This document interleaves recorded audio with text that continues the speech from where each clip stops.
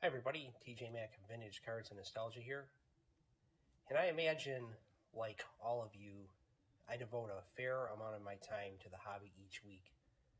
And like pretty much anything in life, you need balance, and the hobby is no exception. Now, between watching videos, preparing my own videos, searching for cards, and looking at my own cards, my day-to-day activities are partially consumed by thoughts of cardboard. It is sometimes my entertainment when I'm waiting for my kids at baseball practice as I scroll through my saved searches on eBay. The hobby occasionally keeps me company when walking as I listen to YouTube videos. And after a long, hard day of work, I will sometimes seek nostalgic comforts by sifting through a shoebox of cards or reading one of my magazines. There's also time spent texting the friends I made in the hobby about cards we're looking at, or to share some of our latest acquisitions. A part of what I want to talk about today is how I approach my hobby each month. Now, I've mentioned in the past that I have a set budget, which is important for me to adhere to. Now, once in a while, I'll get some extra money from other activities I do outside of my career, but my monthly budget is where most of my purchases come from. With few exceptions, I don't sell cards, as my collection is built upon cards that reflect my passion as a collector.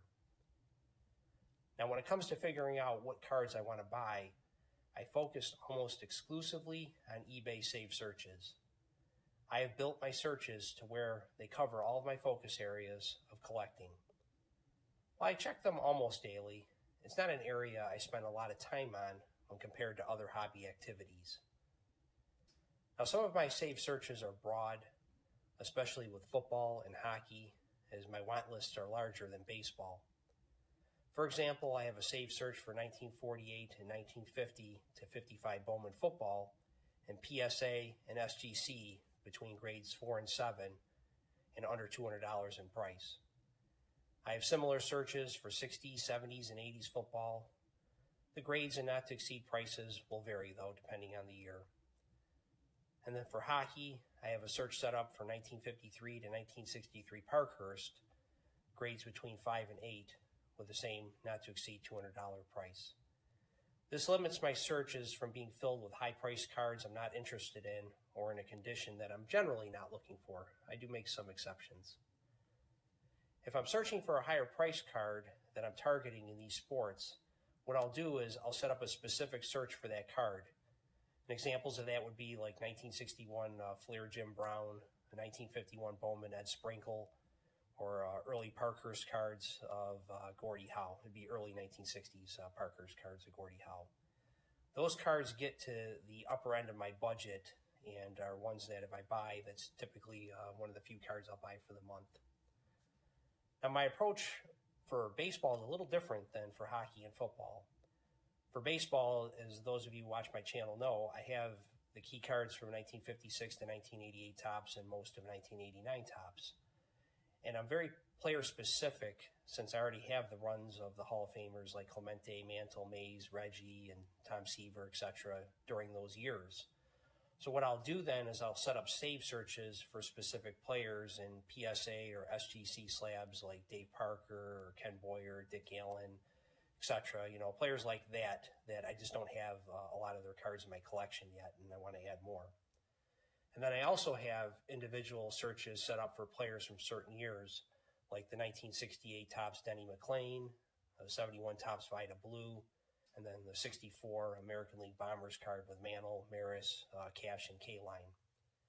Now, my eBay searches also include certain newsstand magazines that I'm looking for as well. I don't look at auction houses or any other sources, which means I'm likely missing out on some cards and magazines that I'd be interested in adding to my collection. But frankly, I just don't have the time to use those sources with the demands of my career and family. Now, while acquiring new cards is nice, just to be honest with you, I really enjoy looking at the cards I have and planning how I want to share my enjoyment of what I do have with others rather than buying cards.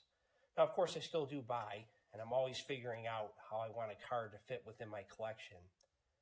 Now, I've talked about my personality and how I will usually sleep on a purchase I plan to make, whether it's one that's $10 or $200, because I want to make sure it's something that I really want to add to my collection. Now, this has caused me to lose items on occasion, and I may regret it at the moment. But the good thing is the hobby's there, and it's always going to be there for me, and there's going to be other opportunities to take its place. It's really not the end of the world. Now, if you regularly watch my channel, you know that I pretty much put out a video once a week, and I try to release my videos every Friday or Saturday, depending on my schedule.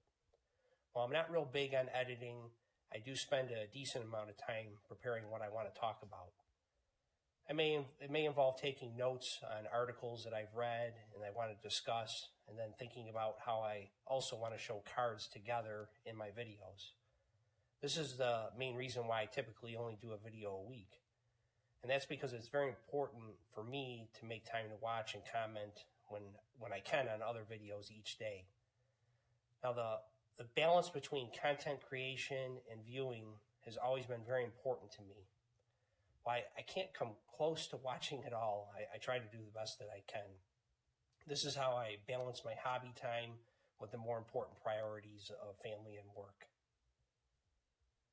Now, I think it's very interesting to share with each other how we approach the hobby. We're not in this alone, and there's a perspective to be gained by hearing how others go about it.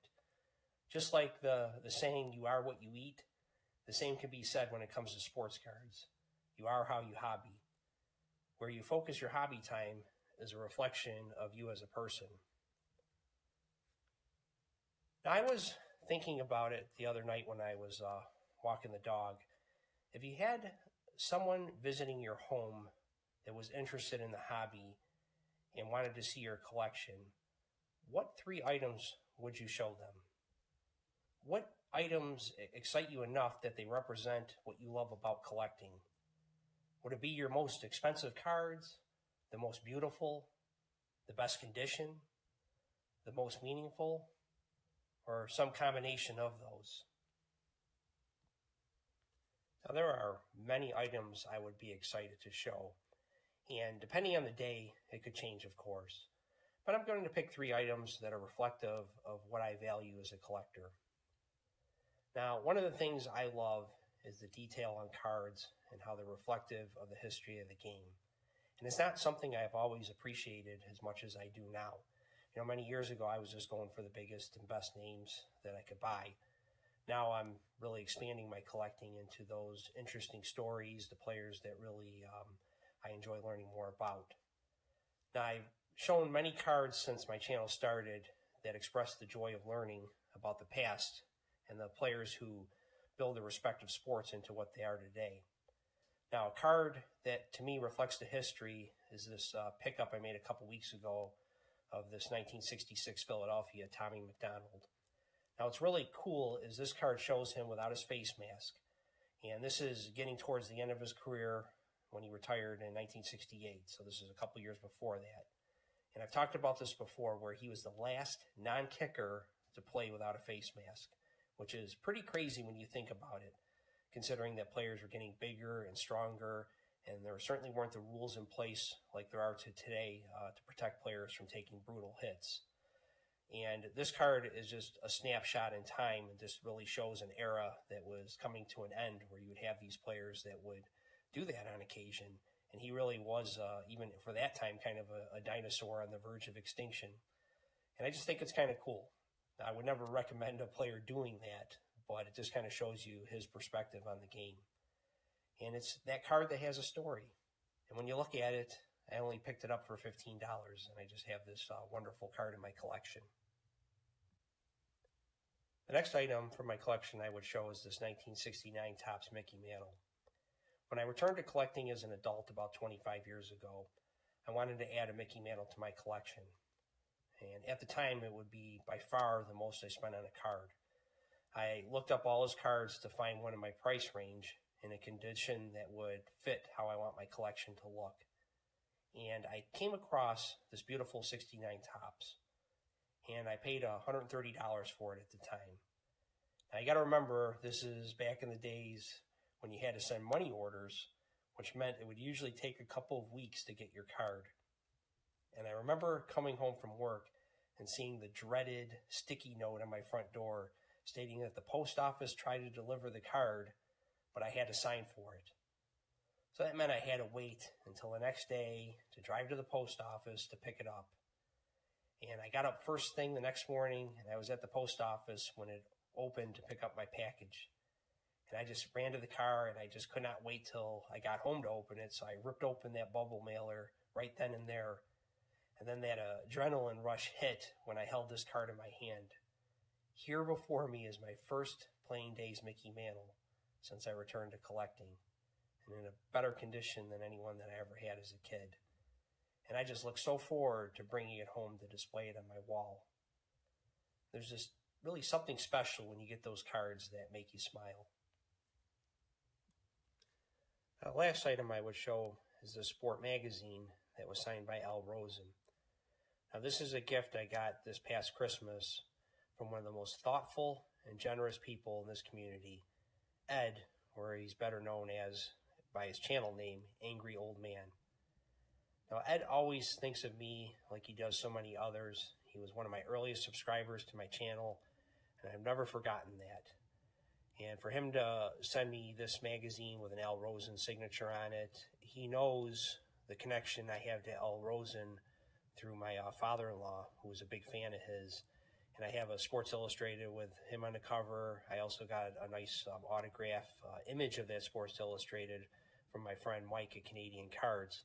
And now I got this wonderful addition to my collection with a Sport magazine signed by Al Rosen.